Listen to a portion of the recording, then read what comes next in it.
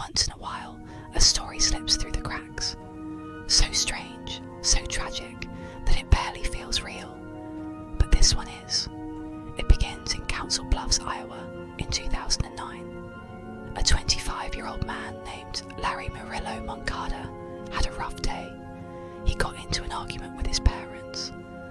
Nothing unusual, just the kind of shouting match that happens when life's heavy.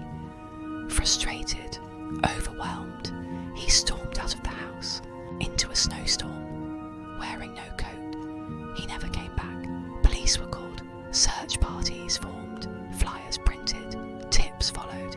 Nothing. Larry had vanished. For 10 years his family searched. No trace, no body, no clues. Just a young man who seemingly dissolved into thin air. But then, in 2019, an old supermarket building, one Larry had worked at, was being demolished. As the crew tore down the walls and dismantled the storage systems, they made a discovery. Behind one of the freezers, in a 12-inch gap between the unit and the wall, lay human remains. Clothes, shoes, bones, mummified by time and cold. It was Larry. Here's what investigators believe happened. Larry, in a panic, had entered the store. Maybe to hide, maybe just to get warm. The store was closed, but he knew it well from working there. In the dark, he must have climbed on top of the massive freezer units in the back. Maybe to sit, maybe to think. Then he slipped down into the narrow gap behind the unit, trapped, out of sight, out of sound.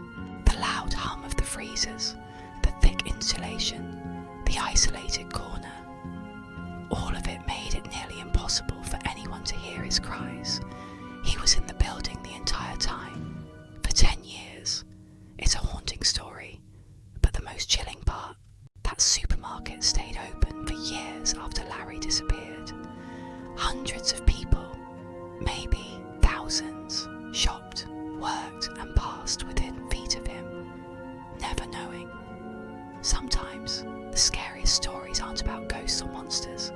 They're about being forgotten, about crying out and no one hearing, and about how the world can keep spinning while someone is trapped alone, just out of reach.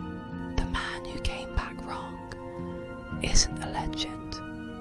It's real, and it reminds us that even in the most ordinary places, the walls remember.